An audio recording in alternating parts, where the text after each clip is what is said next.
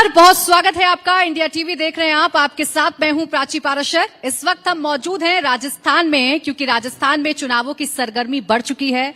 BJP और कांग्रेस सामने सामने हैं, दोनों का ही दावा है सत्ता में आने का। एक तरफ बीजेपी कह रही है कि गहलोत सरकार ने कुछ नहीं किया, सिर्फ अपनी कुर्सी बचाने में गहलोत 5 साल तक रहे, तो वहीं गहलोत का कहना है कि बीजेपी के पास बताने के लिए कुछ है नहीं, सिर्फ मुद्दे भटकाने के लिए राजनीति की जा रही है।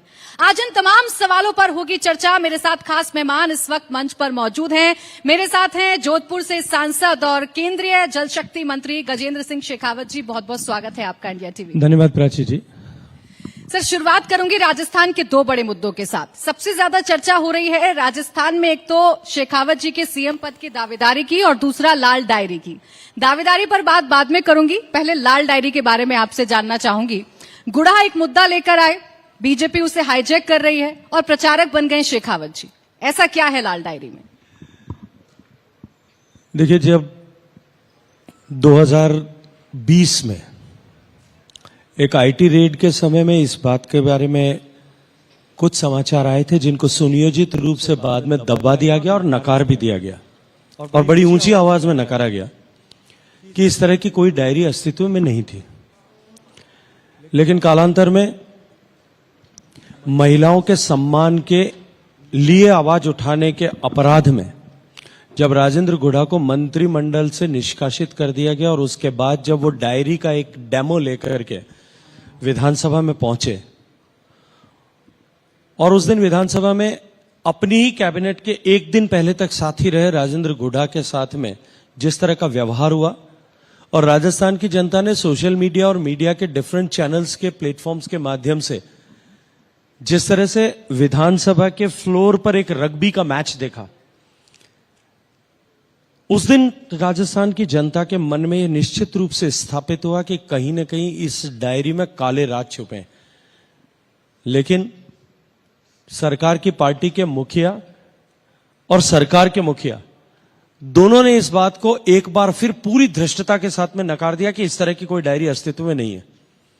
लेकिन जब अब से कुछ महीने पहले डायरी के 2 पन्ने सामने आए तो सरकार मौन होती हुई दिखाई दी, और उसके बाद में पिछले 2 दिन पहले जब शेष बचे हुए, अभी तो बचे हुए 4 पन्ने सामने आए, तो सरकार निरुत्तर होने के साथ साथ में सरकार घबरा करके कोने में खड़ी हुई दिखाई दी।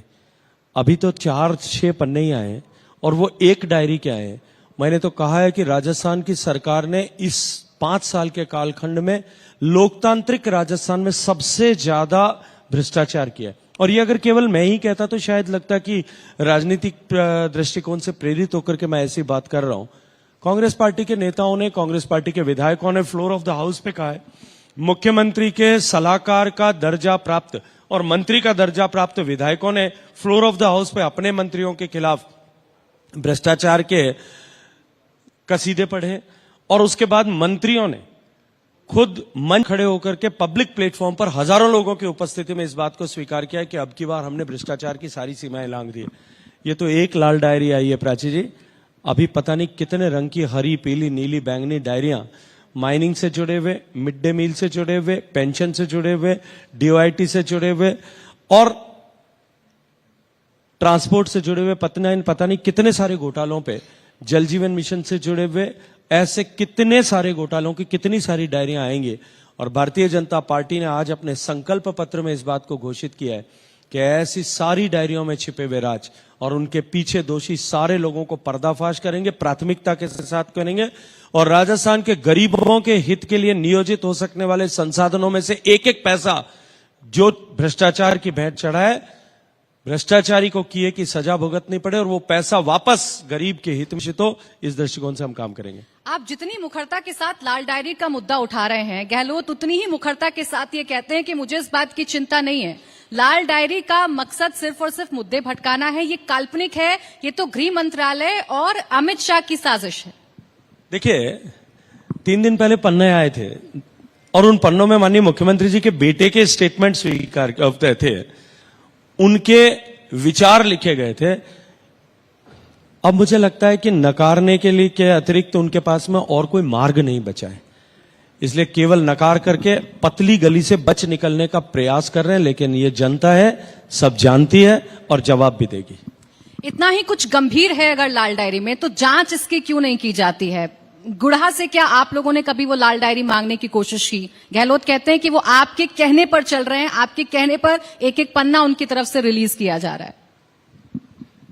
देखिए, इससे ज्यादा हास्यास्पद कुछ नहीं हो सकता, और भारतीय जनता पार्टी को गुड़ा जी से डायरी मांगने की आवश्यकता भी नहीं है। हमने तो आज संकल्प पत्र में माननीय राष्ट्रीय अध्यक्ष जी के श्रीमुख से यह घोषित करवाया है कि हम ऐसे सारे विषयों की जांच करेंगे। और आप जांच करने का कहते हैं, अभी तो जांच करने की जिम्मेदारी जो है वो राज्य सरकार के पास में थी और राज्य सरकार ही इसको नकार रही थी। लेकिन यह तय है, और उतना ही तय है जितना कि कल का सुबह सूर्योदय पूर्व से होगा कि अब भारतीय जनता पार्टी की सरकार बनेगी। It's inevitable. और जब सरकार बनेगी तो निश्चित रूप से, जैसा मैंने कहा है, कि प्राथमिकता के साथ इन सब की जांच होगी। गहलोत बयानी करना यह सीआरपीसी के तहत भी दंडनीय है, और साथ साथ में पीपल्स रिप्रेजेंटेशन एक्ट के सेक्शन 125A के तहत भी वो कार्रवाई किए जाने योग्य है। इसलिए मैंने जाकर के इलेक्शन कमीशन के को संज्ञान में इस विषय को लाया था। इलेक्शन कमीशन को आगे की कार्रवाई करनी है। और यहां जहां तक गहलोत साहब के द्वारा किए गए बयानों के विरुद्ध कोर्ट में जाना, देखिए, मैंने 2.5 साल तक एक झूठ को और झूठे लांछन को सहन किया, लेकिन जब वो लांछन मेरी मां के विरुद्ध लगाए गए, और मेरी दिवंगत मां जो आकर के अपना पक्ष भी कभी जीवन में प्रस्तुत नहीं कर सकेगी, शी कैन नेवर कंटेस्ट, उसको जो है उनके खिलाफ जो बात की गई, तब मैंने पीड़ित होकर के माननीय मुख्यमंत्री जी के खिलाफ एक मानहानि का मुकदमा दर्ज किया, जिसमें प्राथमिक रूप से उनको अभियुक्त मान करके उसकी ट्रायल प्रारंभ हो गई है। और उस ट्रायल को रुकवाने के लिए अब वो ऊपर के न्यायालयों में दौड़ धूप करते हुए दिखाई दे रहे हैं। तो ऐसा ही एक आरोप वो आप पर भी लगाते हैं, और सबसे गंभीर आरोप है कि उनकी सरकार को आप लोग चलने ही नहीं देना चाहते थे। आप कहते हैं आपकी कुर्सी की लड़ाई में घिरे रहे अशोक गहलोत, ये सब कुछ आपने किया, आप पर आरोप लगाए, आपकी तो वॉइस रिकॉर्डिंग तक सार्वजनिक करने की बात गहलोत साहब ने कही। देखिए, 2018 में जब चुनाव में एक छोटे से मत अंतर के साथ में कांग्रेस पार्टी सत्ता में आई, चुनाव के परिणाम आने से पहले ही सिरफुटअव्वल शुरू हो गई थी। और मैं याद दिलाना चाहता हूं 2018 के वो दिन, जब दिसंबर में चुनाव का परिणाम आने के बाद में जयपुर और दिल्ली के बीच में जिस तरह से शटलकॉक घूमती है बैडमिंटन के ग्राउंड में, या पिंग पोंग में पिंग पोंग बॉल इधर से उधर घूमती है, उस तरह से हवाई जहाज घूम रहे थे। और कई दिन के अंतराल के बाद में बमुश्किल समझौते की सरकार बनी, और जिस दिन से बनी उस दिन से आपसी विग्रह का शिकार थी। और उस विग्रह का खामियाजा राजस्थान के गरीब लोगों ने, राजस्थान के महिलाओं ने, राजस्थान के इस किस्सा कुर्सी के खेल, कुर्सी पर बने रहने और कुर्सी को प्राप्त करने की लड़ाई के खेल को राजस्थान के 7 करोड़ लोगों ने भुगता है। वो तो अभी भी लेकिन श्योर है, कहते हैं वॉइस सैंपल नहीं देते शेखावत साहब, वॉइस सैंपल दे दें तो दूध का दूध और पानी का पानी हो जाएगा। मैं जिम्मेदारी से आज एक बात चुनौती के साथ में कहता हूं कि 2020 से लेकर के एक झूठ माननीय मुख्यमंत्री जी निरंतर बोल रहे हैं। मेरे पास में यह भी कारण था कि मैं जाकर के न्यायालय में उनके खिलाफ फिर एक मानहानि का मुकदमा दर्ज करूं, लेकिन मैं उस तरह की राजनीति में जाना नहीं चाहता था। जैसा मैंने कहा कि पहले भी मैंने अपनी दिवंगत मां के ऊपर की गई टिप्पणी, अपने पिता के ऊपर की गई टिप्पणी से व्यथित होकर के मजबूरन जाकर के एक केस किया था। मैं पूरी जिम्मेदारी के साथ में कहता हूं कि मुख्यमंत्री एक काला पन्ना बता दें, वो राजस्थान के गृह मंत्री भी हैं। जब राजस्थान की किसी भी जांच एजेंसी ने मुझे वॉइस सैंपल देने के लिए एक भी नोटिस दिया, एक भी नोटिस नहीं दिया, मैं किसको जाकर के वॉइस सैंपल दूंगा? और मैं आपको जानकारी के लिए बता दूं, आपके दर्शकों की जानकारी के लिए, कि किसी भी व्यक्ति के लिए खुद के खिलाफ एविडेंस लेने के लिए न्यायालय से अनुमति लेनी पड़ती है। और ये न्यायालय में अनुमति लेने के लिए जब एंटी करप्शन ब्यूरो गया था, तब ट्रायल कोर्ट ने, जो सक्षम न्यायालय था, उसने ये टिप्पणी करते हुए कि अभियोजन अपनी इतर मंशा की पूर्ति के लिए न्यायालय के कंधों का सहारा लेना चाहता है, इसकी अनुमति प्रदान नहीं की जा सकती। इतना कठोर तमाचा लगने के बाद में भी माननीय मुख्यमंत्री बाज नहीं आ रहे थे। 1.5 साल बाद में वो अपील कोर्ट में गए, और अपीलांट न्यायालय ने भी 6 महीना विवेचन करने के बाद में उन्होंने भी कह दिया कि अनुमति नहीं प्रदान की जा सकती। उसके बाद आज तक किसी भी हायर कोर्ट में नहीं गए वो लेने के लिए। अब जब आपके पास में अनुमति नहीं है, आपको कोर्ट ने यह कह दिया कि आप किसी भी तरह से यह अनुमति नहीं दी जा सकती, उसके बाद में भी आप इस तरह की चर्चा करते जा रहे हैं। ये राजनीतिक कीचड़ उछालने की मंशा और राजनीतिक कीचड़ उछाल करके अपना लाभ करने और अपने पापों को छुपाने की मंशा अब जनता के सामने सुस्पष्ट हो चुकी है। जब शेखावत साहब, आप इतने एग्रेसिव क्यों हो जाते हैं राजनीति में? सनातन पर कोई बयान देता है तो आंख निकालने की बात कहते हैं, शांति धारीवाल बयान देते हैं तो आप सागर में फेंकने की बात करने लगते हैं। देखिए, शांति धारीवाल साहब ने एक पाप किया है, और मैं पाप इन्वर्टेड कॉमास में लिख करके दोबारा बोल रहा हूं, उन्होंने पाप किया है। ये राजस्थान ऐसा प्रदेश था जिसकी पहचान रानी पद्मिनी और रानी रंगा देवी के जौहर से थी। हजारों माताओं बहनों ने, सभी जाति समाज की माताओं बहनों ने अपने आप को अग्नि या जल के समर्पित कर दिया था कि उनकी दिवंगत देह को, मृत देह को भी कोई अपवित्र न कर सके। इस राजस्थान की पहचान पन्ना धाय और गोरा धाय से थी, जिन्होंने अपने कलेजे के टुकड़े अपने बेटे को हंसते हंसते स्वामी भक्ति का एक परिचय देते हुए कुर्बान करना स्वीकार किया। इस राजस्थान की पहचान मीराबाई की भक्ति से थी, कालीबाई के बलिदान से थी, जिसने अपने गुरु गोविंद की जीवन की रक्षा के लिए अपने आप को समर्पित कर दिया। इस राजस्थान की पहचान रानाबाई से थी, इस राजस्थान की पहचान कर्माबाई के खींच से थी, नरसिंहबाई के मायरे से थी। उस राजस्थान की पहचान, जिसकी पहचान महिलाओं के सम्मान से थी, जहां राजस्थान के रणबांकुरों ने माताओं बहनों के सम्मान की रक्षा के लिए अपनी 3-3 पीढ़ियां कुर्बान की थी। उस राजस्थान की पहचान के मुख पर कालिक पोतकर उस राजस्थान को रेप कैपिटल बनाने का पाप अशोक गहलोत सरकार ने किया, और उसको जस्टिफाई करते हुए राजस्थान सरकार के सबसे वरिष्ठ मंत्री, राजस्थान सरकार के ताकतवर सबसे सो कॉल्ड मंत्री, जो माननीय मुख्यमंत्री जी की कुर्सी को बचाने के लिए आला कमान तक को ठेंगा दिखा चुके थे, और उनको पारितोषिक के रूप में फिर एक बार टिकट दिया गया, उन्होंने विधानसभा के पटल पर यह कहा कि राजस्थान में बलात्कार में राजस्थान नंबर 1 पर है। उन्होंने स्वीकार किया, और उसके बाद जब उन्होंने ये कहा कि राजस्थान में बलात्कार इसलिए ज़्यादा होते हैं कि राजस्थान मर्दों का प्रदेश है, और वो जब ये गैर जिम्मेदाराना टिप्पणी, एक ऐसी टिप्पणी जो राजस्थान की मर्दानगी, जिसने भारत पर होने वाले हर आक्रमण को अपने सीने पर झेला है, ऐसे मर्दों की मर्दानगी, और आज़ादी के बाद में भी राजस्थान के मर्दों ने, राजस्थान के बेटों ने देश की सीमा की रक्षा के लिए जो अपना बलिदान किया, उनकी मर्दानगी के मुख पर कालिक पोतने का पाप जब किया,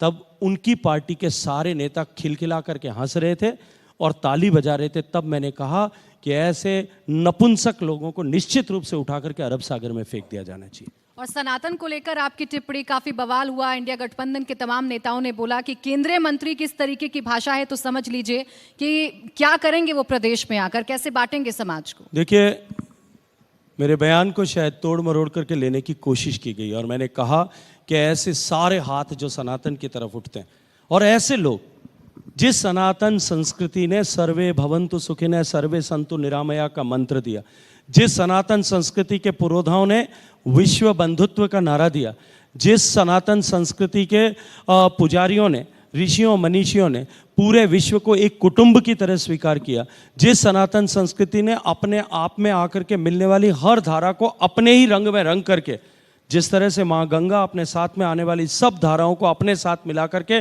गंगा जल की तरह पवित्र कर देती है, उस सनातन को समाप्त करने के लिए उसकी तुलना डेंगू से, कोरोना से जो है और एड्स जैसी बीमारियों से की। ये उसकी प्रतिक्रिया थी। सनातन जिसकी रक्षा के लिए मेरे जैसे कई राजस्थान के लोगों के पूर्वजों ने अपनी कई पीढ़ियां बर्बाद जो है वो कुर्बान की, जिस राजस्थान के रणबांकुरों ने इस सनातन पर होने वाले हर हमले, चाहे वो भारत की बौद्धिक संपदा, भारत की आर्थिक संपन्नता को लूटने, या भारत के इस सर्वधर्म संभाव के, इस सनातन धर्म के मानबिंदुओं को खंडित और दूषित करने के लिए जो के इरादे से आए थे, उसको अपने सीने पर रोकने का काम किया, अपने भुजाओं के दम पर, अपने पुरुषार्थ के बल पर, जिनको चुनौती देकर के नेस्तनाबूद किया, लौट जाने को मजबूर किया, या अपने आप में समाहित होने को मजबूर किया। उस राजस्थान के में सनातन का अपमान राजस्थान के लोग सहन नहीं करेंगे।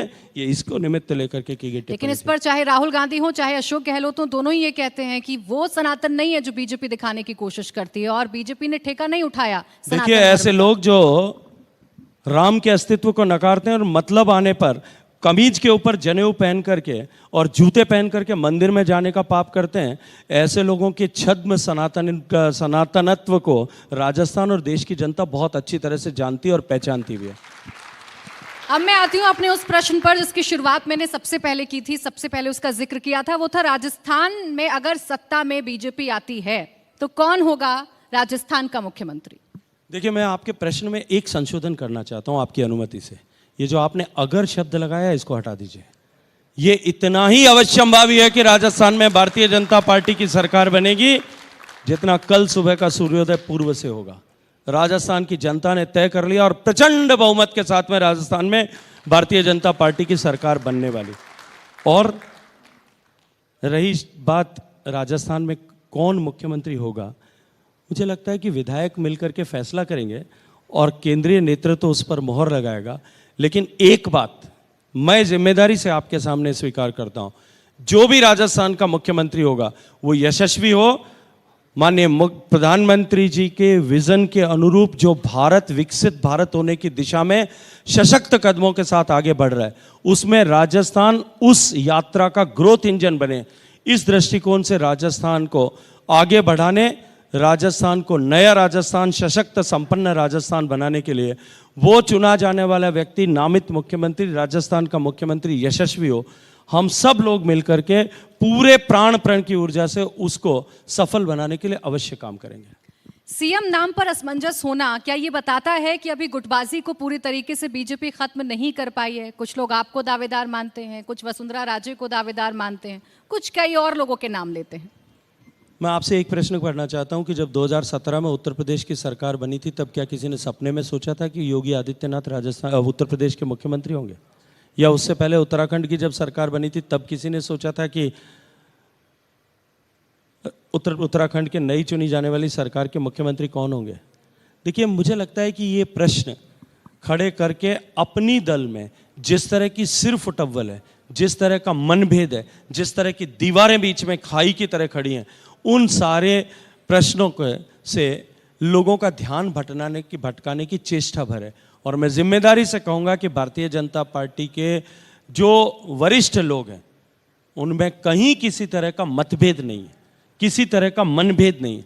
किसी विषय को लेकर के हम लोगों के विचार अलग अलग हो सकते हैं, लेकिन अंततः कम से कम इन विषयों पर हम सब लोग साथ खड़े हैं कि भारतीय जनता पार्टी का जो फलसफा है कि ये विकास की दौड़ में अंतिम पायदान पर खड़े हुए व्यक्ति के जीवन में परिवर्तन लाना और उसको परिवर्तन लाने तक अनअथक प्रयास करना, प्रयत्न करना, भारत को सशक्त, संपन्न, समृद्ध, शक्तिशाली राष्ट्र बना करके दुनिया का गौरव बनाना, इसके लिए अनवरत प्रयास करना। हम सब लोग इस लक्ष्य पर, इस मार्ग पर हम सभी लोग माननीय नरेंद्र मोदी जी को नेता मानते हुए कमल के निशान को लेकर के साथ खड़े। मुझे लगता है इसमें कहीं कोई प्रतिकूलता और जो है वैचारिक मतभेद किसी के बीच में नहीं है।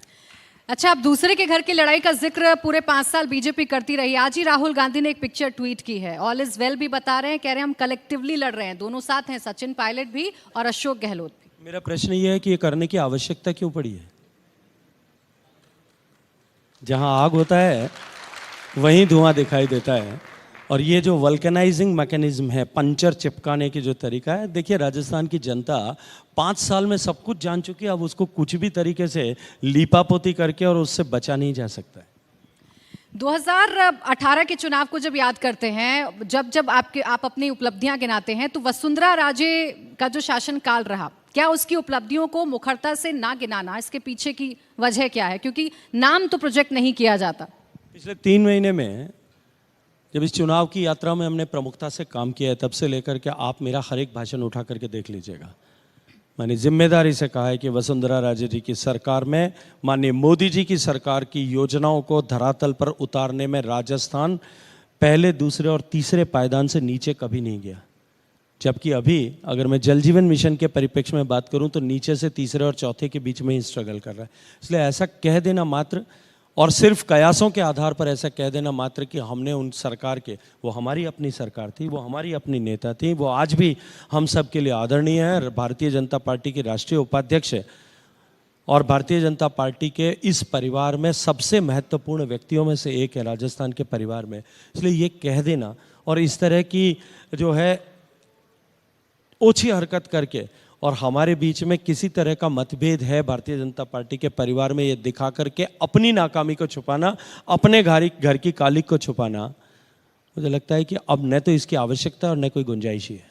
अच्छा, क्या इस वाले चुनाव में पिछले चुनावों से भारतीय जनता पार्टी ने सीख ली है? जैसे नारे पिछले विधानसभा चुनावों में लगाए गए और उसके बावजूद वसुंधरा राजे के चेहरे को प्रोजेक्ट किया गया था, क्या इस बार उससे सीख लेते हुए बिना किसी नाम, बिना किसी चेहरे के आगे बढ़ रही है भारतीय जनता पार्टी? देखिए, ये राष्ट्रीय नेतृत्व का निर्णय था।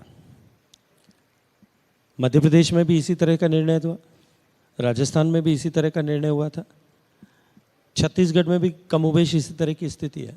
अब राष्ट्रीय नेतृत्व ने अगर लार्जर पर्सपेक्टिव में कुछ विषयों पर विचार करके एक नई नीति के साथ में चुनाव लड़ना तय किया है, तो मुझे लगता है कि उसके ऊपर न तो प्रश्न खड़े किए जाने चाहिए और न ही उसकी कोई जवाबदेही बनती है। अच्छा, एक आखिर में आपसे सवाल आपके मंत्रालय से जुड़ा हुआ। अशोक गहलोत साहब एक और आरोप आप पर लगाते हैं ईआरसीपी को लेकर कि उस परियोजना का क्या हुआ। कई अपशब्दों का इस्तेमाल भी उन्होंने किया, हालांकि बाद में उन्होंने सुधारा कि आप इस प्रदेश के होके भी इस समस्या से निजात नहीं दिला पा रहे हैं लोगों को। देखिए, उन्होंने जिन अपशब्दों का प्रयोग किया था, पहले उन्होंने अपने डिप्टी चीफ मिनिस्टर और पीसीसी चीफ उनके लिए वही आभूषण विभूषण जो है उनका उपयोग किया था, इसलिए मुझे उसमें बुरा मानने की कहीं भी आवश्यकता नहीं है। और बाद में उन्होंने एक दिन कहा भी था कि वो मेरे लिए प्रिय हैं, जो प्रिय हैं उनको कह देते हैं। घर का बच्चा अगर पड़ोसी से लड़ाई करके आ जाए तो उसके लिए इस तरह के शब्दों का प्रयोग करते हैं। हालांकि जोधपुर में इस तरह की संस्कृति नहीं है और न जोधपुर जो अपनायत का शहर है उसमें इस तरह की परंपरा ही है, लेकिन फिर भी पता नहीं उन्होंने बहुत सालों तक जोधपुर से बाहर रहे, कहीं और सीख लिया होगा। मैं उस पर टिप्पणी नहीं करना चाहता, लेकिन जिम्मेदारी से आज आपके चैनल के माध्यम से कह रहा हूं कि ईआरसीपी को भटकाने, लटकाने, अटकाने का षड्यंत्र और पाप अगर किसी ने किया है, 13 जिलों के प्यासे लोगों के प्यासे कंठों पर राजनीति और 13 जिलों की प्यासी धरती के जो है प्यास पर, जो वर्षों की प्यास है उस पर राजनीति करने का पाप अगर किसी ने किया तो अशोक गहलोत साहब ने किया। और मैं आज आपको एक जिम्मेदारी के साथ में एक बात कहना चाहता हूं कि ईस्टर्न राजस्थान कैनाल प्रोजेक्ट, जिसकी जननी पीकेसी लिंक जो नदी जोड़ने की परियोजना थी, हमने आगे बढ़कर के इसको नदी जोड़ने की परियोजना में सम्मिलित किया। न केवल सम्मिलित किया आपकी, अपितु सुप्रीम कोर्ट द्वारा नामित एपेक्स कमेटी के द्वारा उसको प्रायोरिटी लिंक के रूप में भी नामित किया, ताकि प्राथमिकता के साथ में उस पर बात की जा सके। 4,000 एमसीएम पानी राजस्थान और मध्य प्रदेश के बीच में बटे और 40,000 करोड़ की लागत से नदी जोड़ने की परियोजना के होते हुए उस पर जितना खर्च होता है उसका 90% भारत सरकार अंशदान के रूप में दे, सहयोग करे। इसको सुनिश्चित करते हुए जो प्रकल्प परियोजना राजस्थान के सामने रखी थी उसको रोकने और उसको स्वीकार न करने का पाप इन्होंने किया और उल्टा केवल राजनीतिक स्वार्थ और टेंडर करके उसमें भ्रष्टाचार करने की अपेक्षा के साथ में 521 एमसीएम पानी लाने के लिए 15,000 करोड़ रुपए की योजना जो स्वीकृत की, जिस काम के 5 गुना पानी जो केवल मात्र कुछ 100 करोड़ रुपए से राजस्थान को मिल सकता है, उसके बजाय 15,000 करोड़ रुपए खर्च करके 521 एमसीएम पानी जो केवल 3 जिलों की प्यास बुझा सकेगा, 10 जिलों को न एक बूंद पीने का पानी मिलेगा। फिर कह रहा हूं, जयपुर, टोंक और अजमेर के अतिरिक्त बाकी पूर्वी राजस्थान के 10 जिलों को एक भी बूंद न सिंचाई का पानी मिलेगा, न पीने का पानी मिलेगा। ऐसी योजना को ला करके लोगों के आंख में धूल झोंकने का काम अपने राजनीतिक स्वार्थ के लिए उन्होंने किया। इसलिए मैं कहता हूं कि यह पाप था, क्योंकि लोकतांत्रिक व्यवस्था में चुनकर आने वाले व्यक्ति और शपथ लेकर के कुर्सी पर बैठने वाले व्यक्तियों को इस तरह से अपने स्वार्थ के लिए, अपने राजनीतिक लाभ के लिए इस तरह का काम करना, ये पाप से कम नहीं हो सकता। बहुत बहुत शुक्रिया आपका गजेंद्र सिंह शेखावत जी, हमारे साथ जुड़ने के लिए और बेबाकी से हर सवाल का जवाब देने के लिए। बहुत शुक्रिया। बहुत धन्यवाद।